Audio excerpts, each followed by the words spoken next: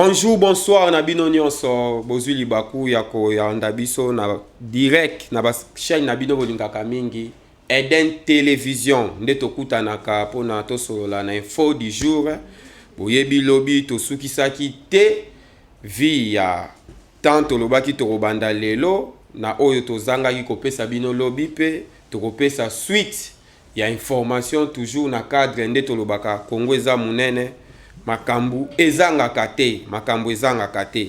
Alors lelo tokolobela moi ba sujet, parmi ba sujet tozana le problème, le président Félix Tshisekedi refuse de donner l'eau du fleuve Congo aux Tchadiens. Donc président aboyi kopesa mai ya fleuve Congo na Tchad. Pe tokolobela lisusu oyo kutu bobengaki mingi na ba téléphone boyeba discussion au esalamaki vendredi na conseil des ministres. Ngai boyeba na obaki toko na koya tokokuta na bino na kolobango poele po msu mutu msusu ayebaki te yepe ayeba. Discussion entre deux ministres na conseil des ministres. Baweleli nini deux ministres ngo tokoyeba ngo awa. Pe boyebi sous déclaration ya Muzitu lobi eti ndi batu ba tinda réflexion na bango musika. Musu wabi Muzitu na faulu bakabwani. Muzitu koma ko ikoloba makambo aboye. Déclaration ni Muzitu asali o esali moi suspense oyo. Pe tokolobela sous problème ya Dieudonné Kaluba o aza président ya cour constitutionnelle. Dieudonné Kaluba président ya cour constitutionnelle bazolinga. C'est l'information bazolinga batia libanda. Pourquoi bazotia libanda? Tokoye bango pe awa. Merci encore en plus na kokuta na bino esala kanga sengo so tokuta ni to betaka masolo na biso ya mboka. Ya to benga ngo info du jour, info du jour. Mais comme d'habitude to ngato banda na mokonzi mboka chef de l'état Félix Tshisekedi parce que boloba banda na ona yeto ye baka soki position na ye ezandenge nini. Alors le président de la République Tshisekedi se porte très bien. Boyebi président depuis déjà dimanche passé à Salaki deux voyages. Moko ezaki na avant midi, moko na après midi. Na avant midi boyebi président Salaki na Soudan du Sud, kuna kutana kina homologue na Salva Kiir, président ya Soudan du Sud. Et sa premier voyage au président Salaki na Soudan du Sud depuis a commis chef de l'État. Donc des pays na biso ezalaka entouré na 8 pays na 9 pays voisins. Fatia Saki déjà tourné à 8. Auto baka tourné ya sous-région. 8 pays tigalaika moko. Soudan du Sud. Ndia kenda ikuna na Soudan du Sud. To pesa ki raison au président kenda ki lobby. To pesa raison au président kenda ki na Soudan du Sud lobby. Bomoni 3 protocoles d'accord et signamé ya liboso eza sécurité ya frontière entre biso na Soudan du Sud. Il y a 650 km. Une sécurité des akelo kwa liboso. Sécurité, il y a bisona Soudan du Sud.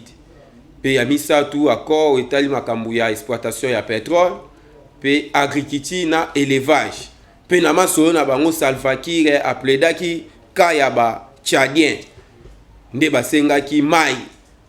Asenge pa président Félix Tshisekedi nde nini omoni kawana ya ba Tchadien. Nde basengaki mai. Président Lobi, non, pas question. Mai ya fleuve Congo et kokende te na Tchad. Surtout bango basenga ki mai yango faux côté. Donc ebonga kutu bozo yango côté fleuve Congo et continue na océan. Continue na océan et ke nango perte. Mais bango basenga ki bazwa mai yango na fleuve Ubangi. Ubangi eza fleuve o ekaboli biso na Centrafrique dans la rivière Ubangi. Or soki bazwa ki mai wana ingaki et diminuer pression ya fleuve Congo en plus boyebi barrage ya Inga capacité nango vraiment pe ingaki ezala réduite yango moni président lobaki pas question na makambo wana ya mai. C'est ça un chef de l'état pe kolongwa na président na Soudan du Sud. Le chef de l'état azongaki te directement kendaki kuna na Abidjan.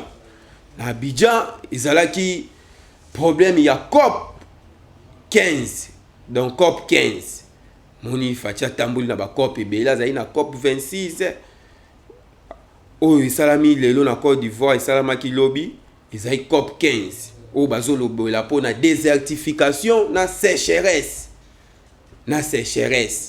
tobaka RDC loba président de la République RDC eza pays solution na makambo nyonso vu tozali pays solution esengaki tozala na leader moko oyo paza makasi po yenda pesa solution yango.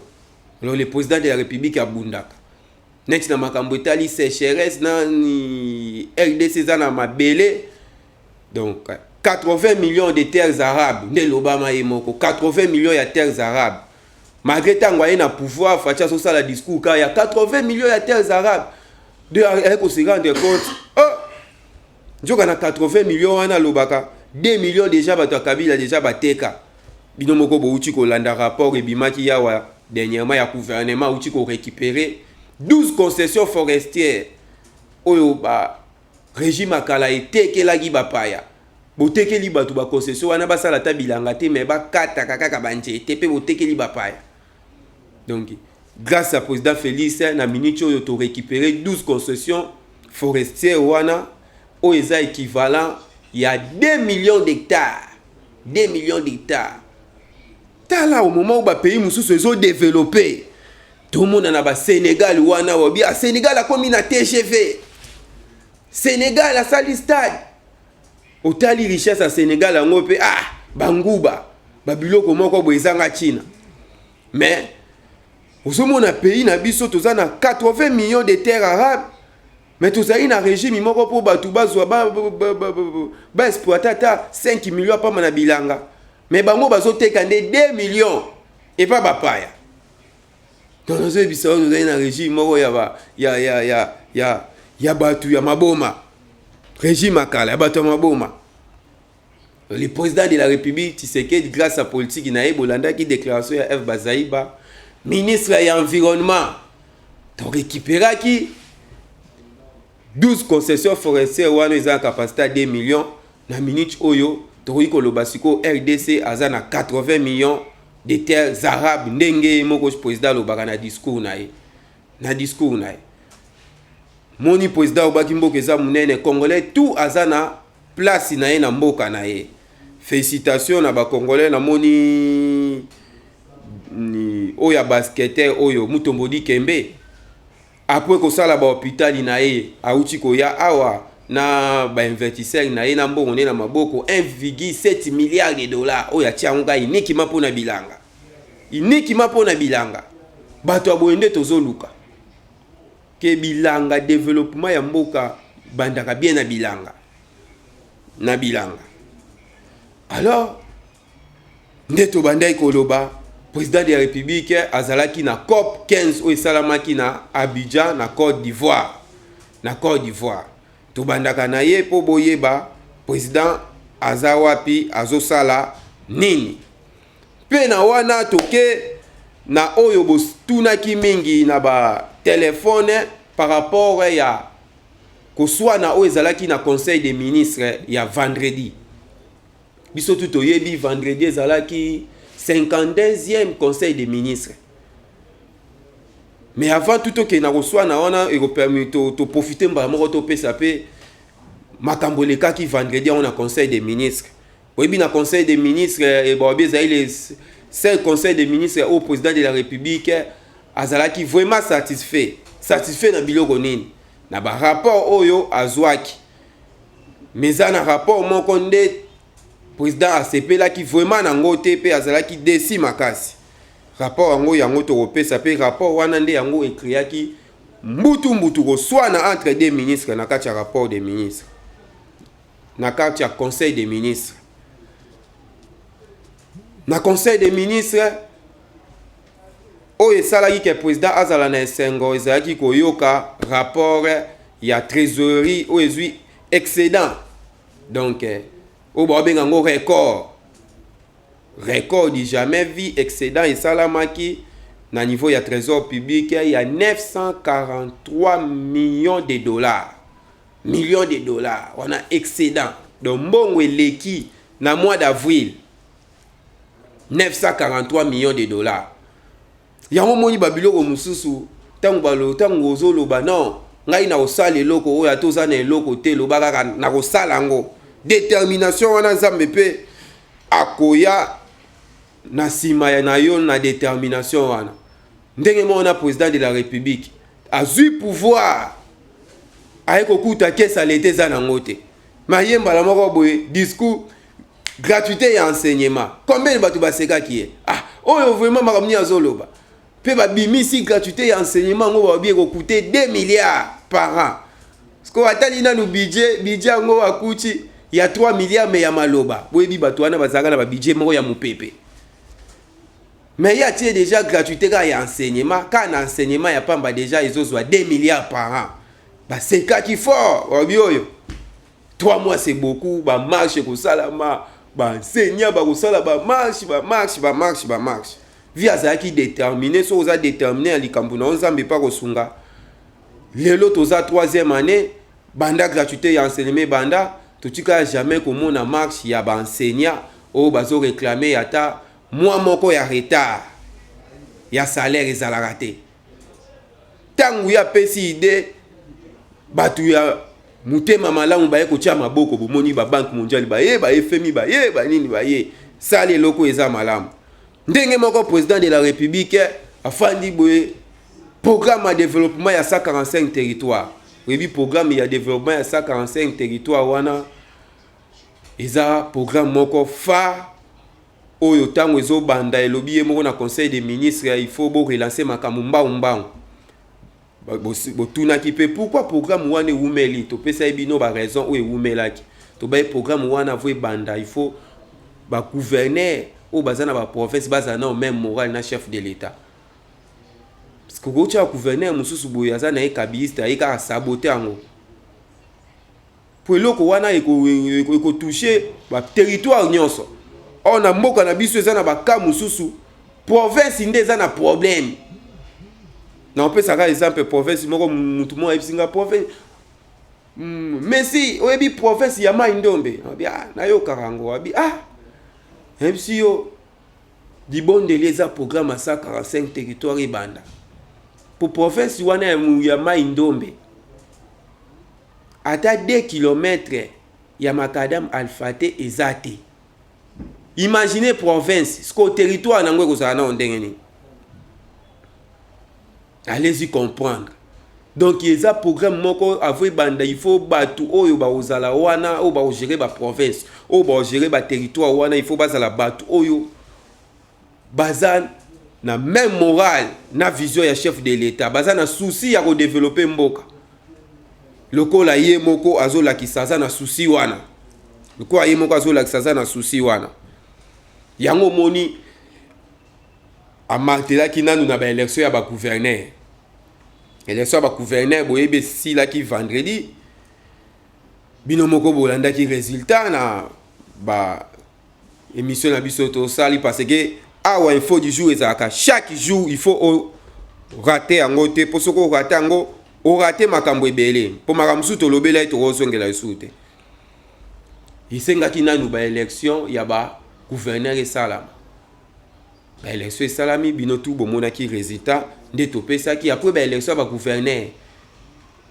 ekota tina ba territoire la plupart ba administrateur ya ba territoire auto benga ba AT ebele majorité bazaka ba oya kala mutu musu pa ko ozala ya kala mais akoyi ko changer so ebo pesi vision mususu eza pe na ebele bazana posa ba changer mais il faut sikoyo kokutana na batu wana kosola na bango kopesa bango directive ya oyo bakoyi kolanda parce que makambo changer pour facha zo travailler kaka na batu nyonso te ya sika eza na batu musu ya kala mais idéologie changer lobi non parce que comité en développement tout mon ministre ya industrie Julien Paluku oyo azaki donc ba bras droit na ba homme fort na tango FCC ya Kabila mais atali non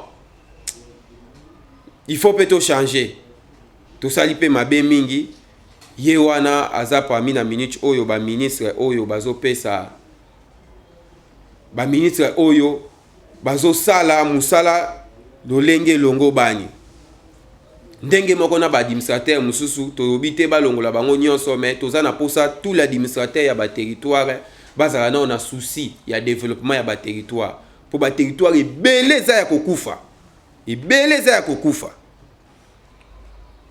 tangu président lobi programme ya 145 territoire ebele pe ba kritikaki ba territoire obongisa ba territoire yo sakana ke wana budget président ataki budget ya plus de 400 millions de dollars. Bazoseka. Ndeto lobaka na vie, il faut toujours la détermination ya eloko zo sala nzamba ucha maboko. Mais yo ko sala biloko ya ba excédent oyo.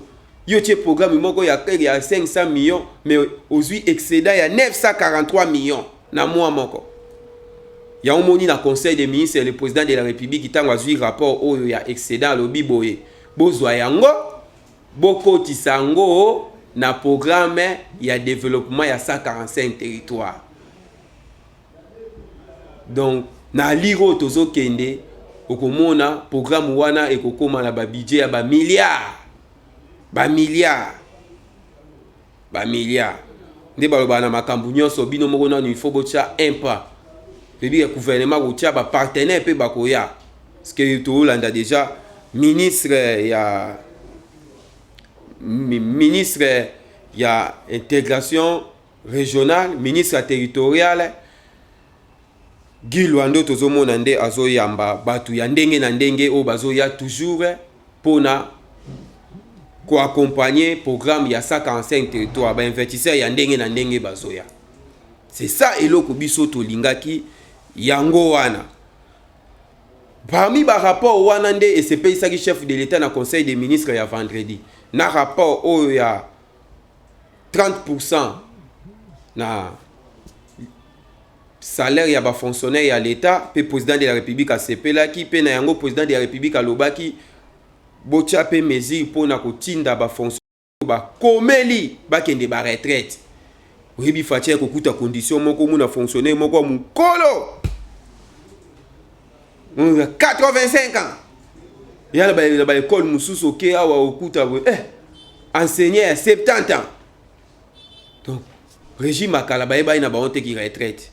Donc, Fatia Lobi, il faut bâtir mesure, moi, donc, qui retraite à Zumbongo, à qui retraite pour, jeune, il peut pas jouer ça. Wana biloko c'est pays ça qui est dans le conseil des ministres. Mais loko ya mbutu tolobaki eza o le kai toujours vendredi wana eza problème ya deux ministres ba ministre ngo banani tuzana ministre ya finance Nicolas Kazadi na ministre ya intérieur Aselo ba weleli nini oyebi conseil des ministres ezalaka ministre na ministre il faut payer sa rapport. Pour chaque conseil des ministres babimisaka ba décision bimaka wana yo ministre oyo ba pesi o tâche boko sala iloko bo sala iloko tango sala yo pesa rapport tango pe ba pesi o tâche sala mité oyepe ka ko pesa rapport. Mais par rapport ya iloko esalami awa mutu na mutu akokomate apesa position na ye point de vue na ye na ministre oyo asali mabe. Ngape na woloba ya ngai point de vue na ngai. Le problème c'est quoi? Tozongi na ndam. Le 8 octobre 2021, le chef de l'État a présidé le conseil des ministres comme d'habitude. Kuna na conseil des ministres, le président a lobelaki makambu ya circulation routière. Pour na ba embouteillage ba nini alobi il faut créer brigade moko boye de façon que mettre en terme na makambo embouteillage. Donc va travailler dans la police en collaboration. Le président a instruit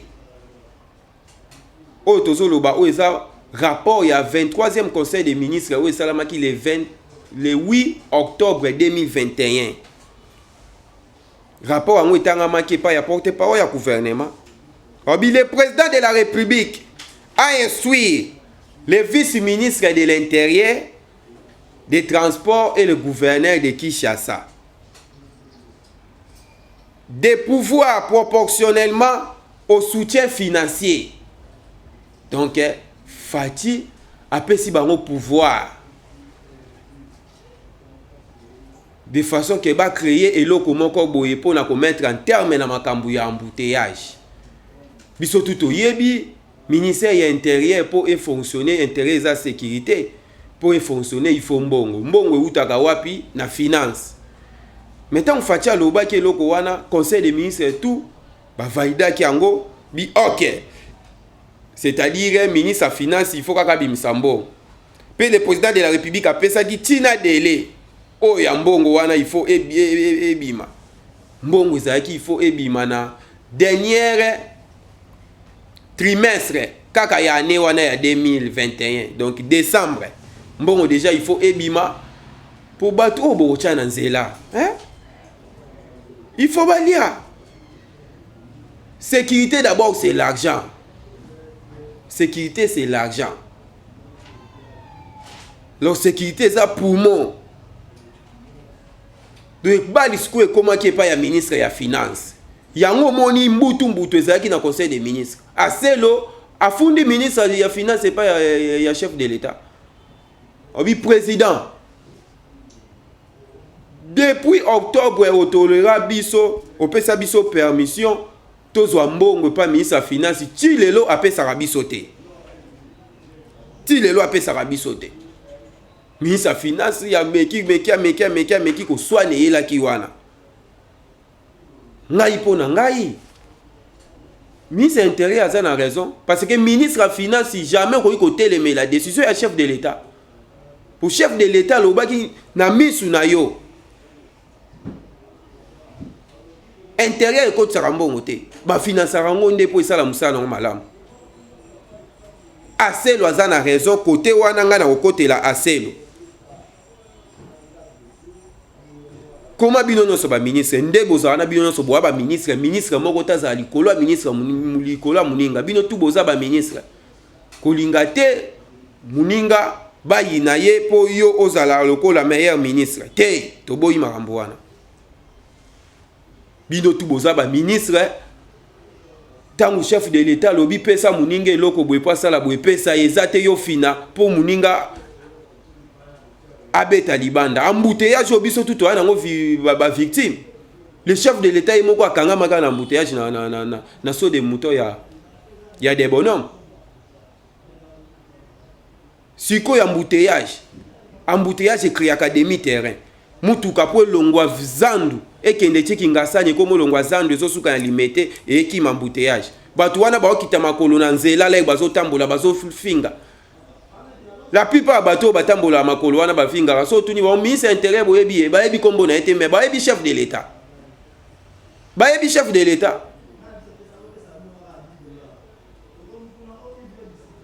Imaginez na mois d'octobre ti lelo o freiner loko wana. So eza ba dossier mususu o po freiner na niveau bongo sko to suka wapi. Yango ngai na opesa conseil pa mkonjamboka po basenga pa mkonjamboka. Président a tia commission moko parallèle où bando travailler na ba ministre donc nyoso ozo lo ba na conseil des ministres commission wana ba landela kango tous les décisions oyo lo ba na conseil des ministres bosa commission ba landela ngo ministre oyo atosité ba sanctionner ba na rapport pour décision ezo mi banda na août 2021 banda na octobre le 8 octobre 2021 ti lelo ti lelo pour financer mbo ozo bloqué ko embouteillage wana c'est le chef de l'État nde oyo kombo na yeko tanga mamabe o président za na problème ité déjà si ça ri makambu nyonso déjà fandaki naye Nicolas Kazadi zala souple président to sengi kaka commission wana bosala ngo elandelaka ba décision tout ezo na conseil des ministres oyo a réalisé té aleki nani na discipline balongo lié parce que tout ça n'a temps à perdre. wana oyo botunaki we lekaki vendredi na conseil des ministres boyobaki nungu eleki ezalaki nini explication nango yango wana na obaki mutu na mutu pe apesa commentaire na ye ngai mpo na ngai bolandi ngai naza pour ministre ya intérieur aselo na ka oyo naza pour ye aza na raison ya kosilika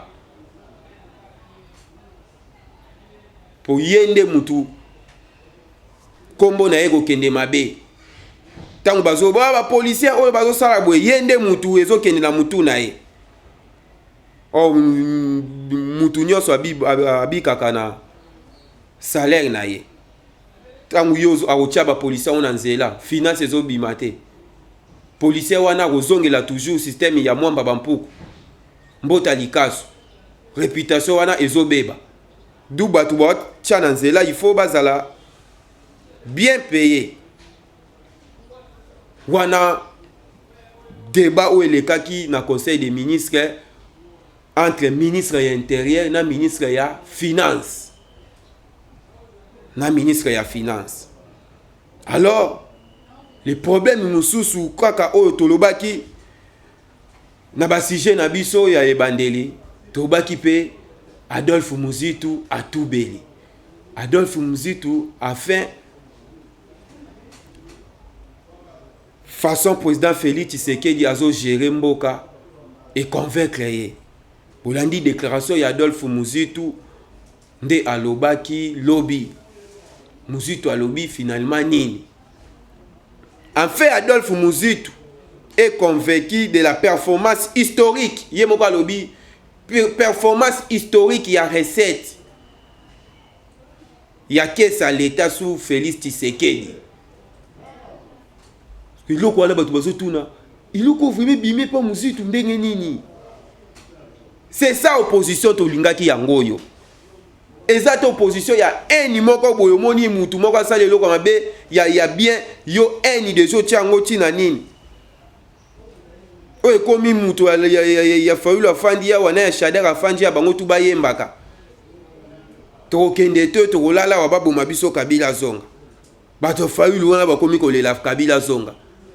Félicitations à Adolphe Muzitu quand même on comprend de mususu obi makila ba congolais comme oganga tolobaki yango pe mikolo ezo ya ba congolais bango na bango ba sala bloc batu pe ya ba nationalité flou bloc candidat ya ba congolais de père et de mère Fati Beton tolobaki yango Muzitu à reconnaître performance historique ya mobilisation ya recette de l'État sous Félix Tshisekedi. Jamais fait. Azaka premier ministre, mais so monia lobé loko oyo, c'est-à-dire avec comprendre que non, toshira kimboka, mais façon mutu azo kumbela ngo eza différent. Tozo finga ye mais asa mutema tozo ndima. Na opesa kaka exemple. À l'époque, à l'époque d'un régime passé, imaginez mboka munene lokola RDC ande kokotisa kaka 250 millions de dollars à pamba par an. Wa direction générale ya na compte ya ba impôt par an. Parce que le président Félix kaka na mois d'avril DGI esali 1,5 milliard de dollars. Naba obando kote sa 250 millions par an. Na o esali na mois moko 1,5 milliard de dollars. Mais il faut la mouté mama betondo ki po boya oboya.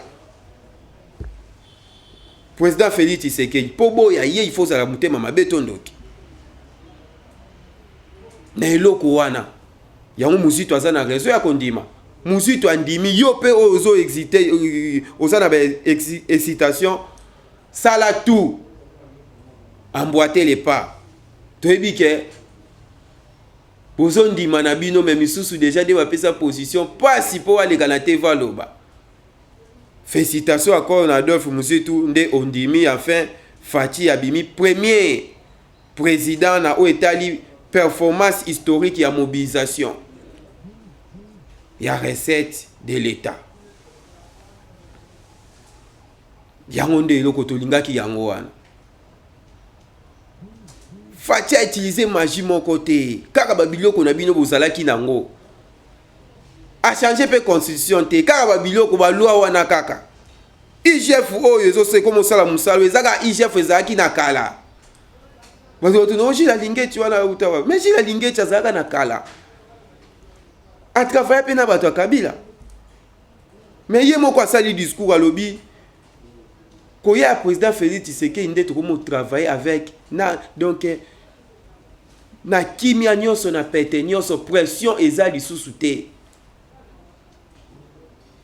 Indi vraiment IGF na tango akala vraiment akende kosala enquête na gestion ya Muzito a fonction. IGF na kala akende kosala enquête na mbongo ba fonctionnaire ya l'État. Mais ba roboma ese. Lelo IGF comme kota partout aza à l'aise. Aza à l'aise. Nyonso wana makambo échanger. Eze belé pe ba non makambo échanger. Mais ba ose suki la ba na sa mutema, mais suka ko bima na munoko. Suka eko bima na munoko. Parce que mboka na biso poto développer ngo il faut na biso to lingana. To lingana encore merci na Muzito ndengo comprendre. Fayu les a passé à comprendre parce que déjà tu as haine na mutema na ye. Donc a vraiment haine. Ya ta fatia lobby na lancé campagne ya ba mousicaire pour ne protéger bino na malaria na bangongi. Au mona fayu ba lobby a sali déclaration a comme ne ko soutenir bangongi. Donc ye haine. Ye haine eloko na ye. Le deuxième sujet oyo botuna ki pe mingi ezaki ya oboyokaki ya affaire ya François Beya. Okabu François Beya azalaki visiter nde boyokaki pa ba Claude Lubaya balobela ki yango azalaki visiter na cellule la prison na ye. Et pa ya mutu moko en cagoule.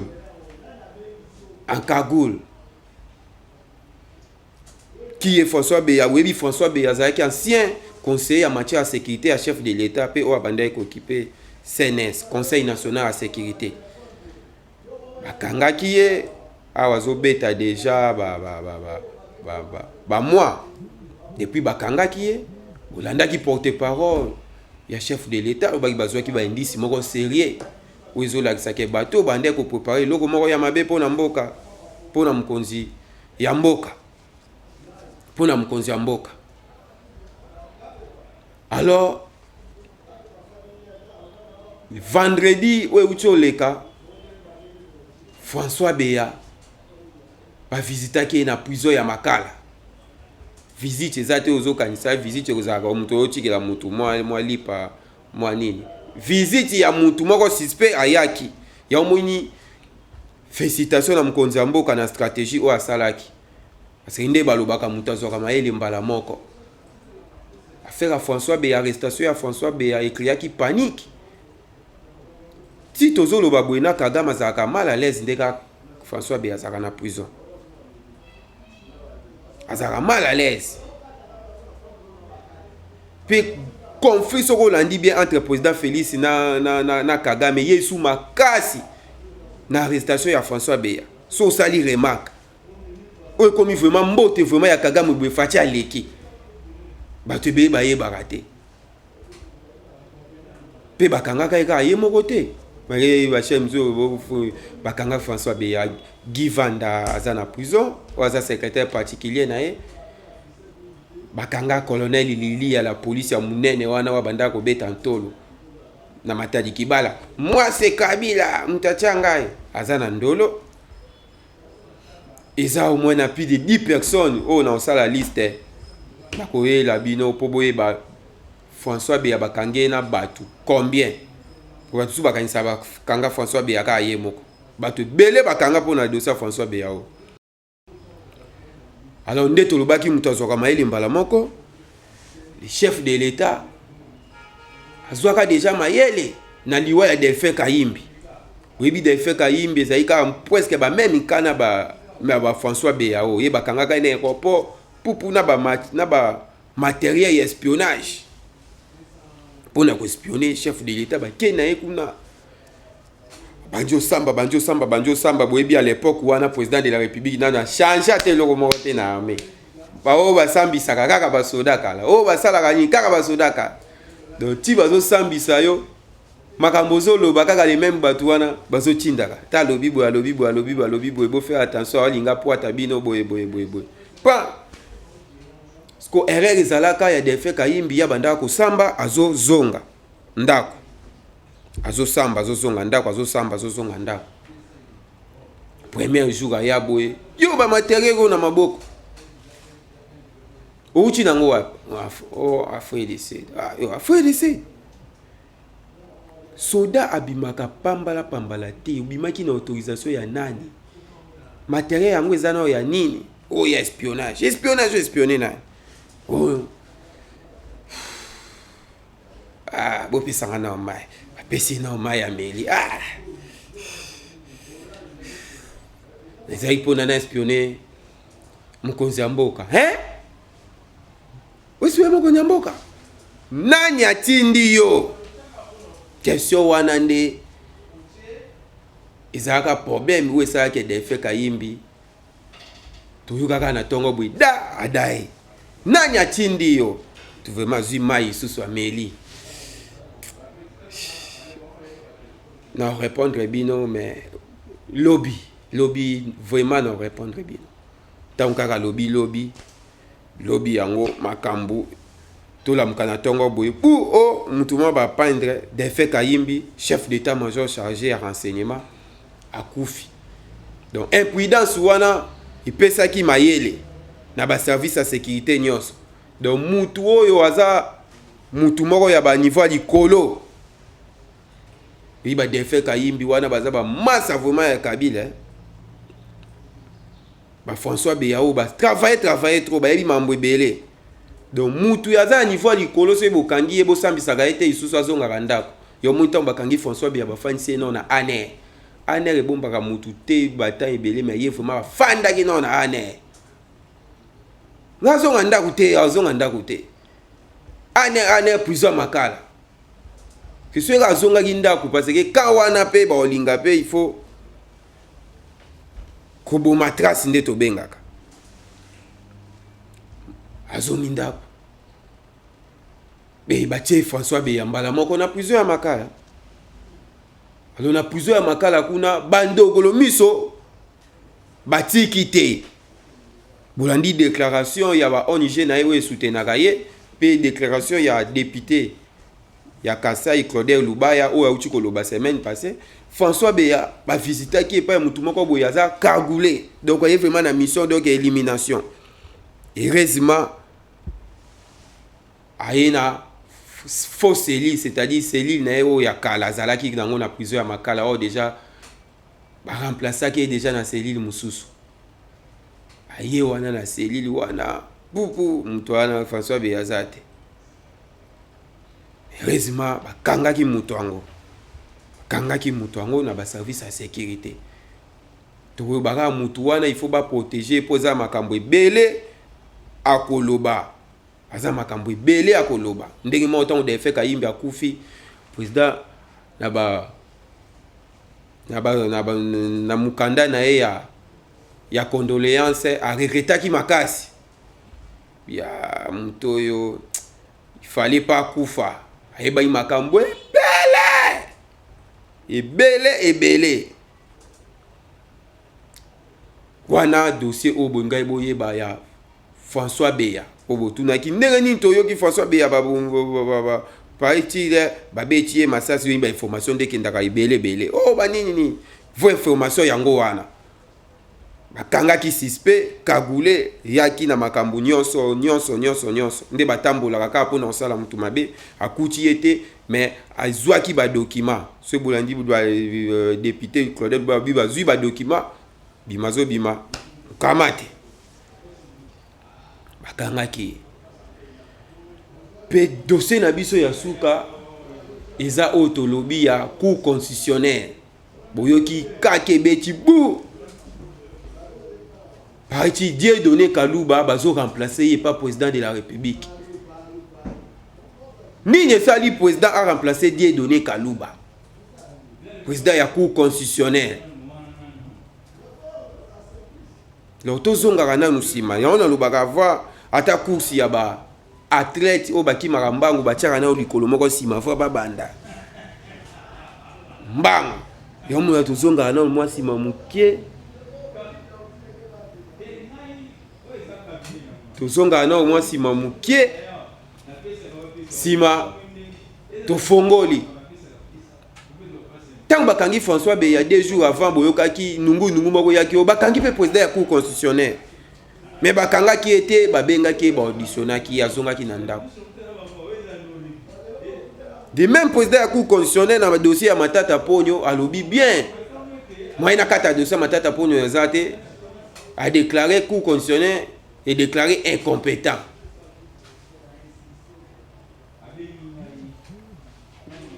Mais le lot est Kolanda Bobi va remplacer président ya cour constitutionnelle. To yebite pourquoi bazo remplacer et puis nanya koya na place wana. Bazo remplacer juge moko ya cour constitutionnelle. Faut yeba bango tout ndonde bazaka bongo bazaka ba juge si ma ba vota kasko président. Donc changement wana selon loi na bango esala makomo après 3 ans. Ce qu'on to calculer fati de abeti 3 ans. Ah oui. Changement wana esala maka après 3 ans. Aminicho nazo ebisabino bato ebele baza na suspense ndenge nini Dieudonné Kalouba azolongwa pona problème nini pona problème nini yango na lobi chaque jour tokutanaka tosolaka bokoyeba suite parce que awa nde bokoyeba suite ya ba information tout awa tokomi na niveau nya tokomi na niveau nini bokoyeba suite ya problème ya Dieudonné Kalouba bokoyeba suite ya enquête parce que kobosa na te lobi to obeta masolo ya mal à l'aise et continue ensemble parce que le président a ordonné arrestation ya batu moko boy batu ngo banani pe basali nini enquête ya IGF ya 2021 na Katanga de 2007 jusqu'à 2015 kalate mbuma nango ezobota. Merci tokutani lobi pour l'info du jour comme Moumessano mais ba commentaire na bino par rapport ya dossier ya 2 ministres ya finance na ya intérieur na nyazana raison na nyazana tort. Esengo mingi ya ko partager na bino lisusu na banzi lobby toko développer maso mususu.